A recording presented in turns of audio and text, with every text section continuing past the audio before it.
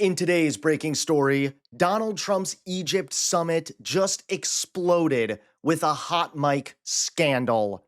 That's right, Donald Trump cannot help but get himself in scandal after scandal.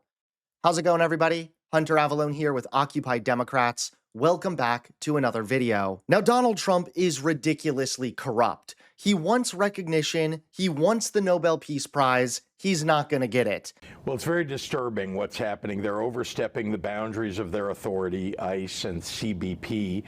I also would say that I think you should pay close attention to the fact that they're getting filmed in all of these circumstances, which is very helpful because it helps us to go to court and get some limitations. You saw that we won in court, not just the TRO, but also about the behavior and actions and whether they're ICE must identify themselves in these circumstances, and they must. So we're winning slowly but surely as the evidence is coming in, but I have to say it is abominable, the unconstitutional actions that are taking place. And here's the most tragic part. Usually the inspectors general of the United States, the ones who work in the departments like the Department of Homeland Security, when something goes wrong, when an agent does something wrong, typically they investigate and they'll hold somebody responsible. I don't trust at all that the Trump administration is going to hold any of these people responsible.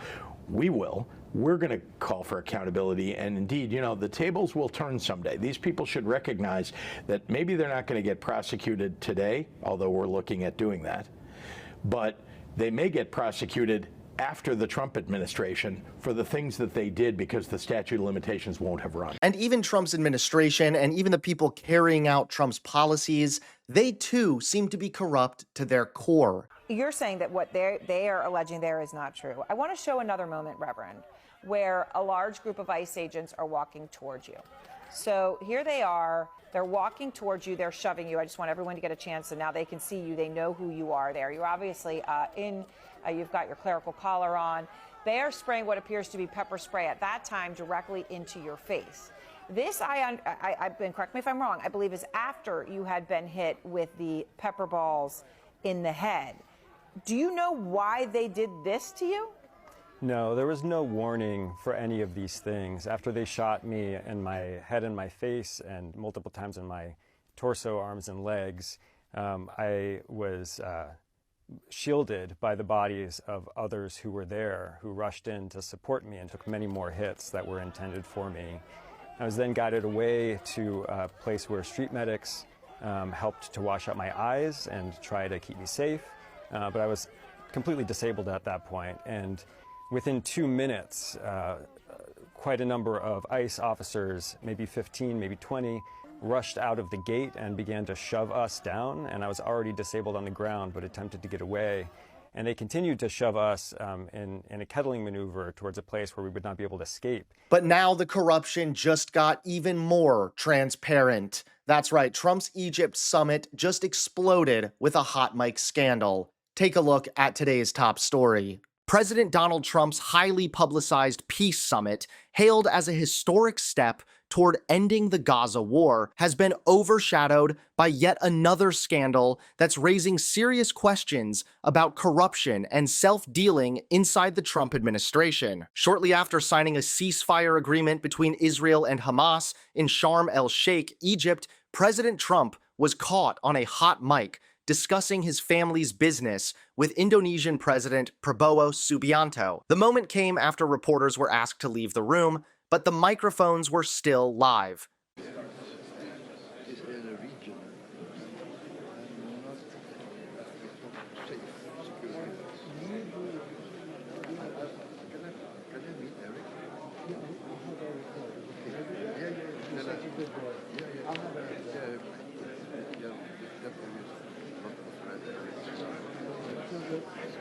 Thank you. Yeah, that's what I told Harry also. I told Harry also. Yeah, but we'll look for better place. Yeah, all of them. Okay.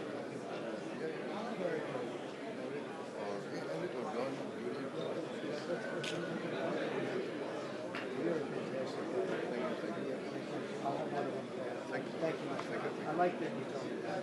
We don't need that. Journalist Aaron Rupar first posted the audio, noting that Subianto could be heard referencing meetings with Eric Trump and Donald Trump Jr., both of whom supposedly have no involvement with the U.S. government. The conversation quickly spiraled online, fueling speculation that Trump may be leveraging international diplomacy for personal gain. Political analysts say this is exactly the kind of blurred line between business and government that plagued Trump's first term.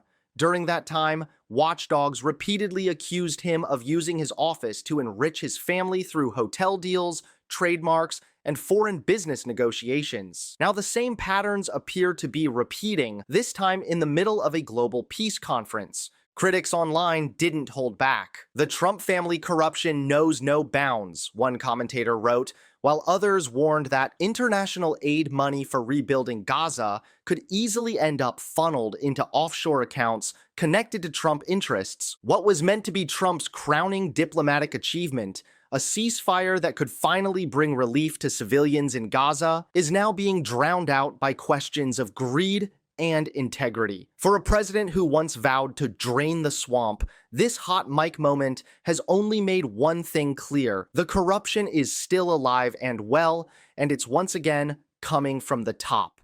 Thanks so much for watching. Please click that like button and subscribe to Occupy Democrats so that you can stay informed and help us stop Donald Trump.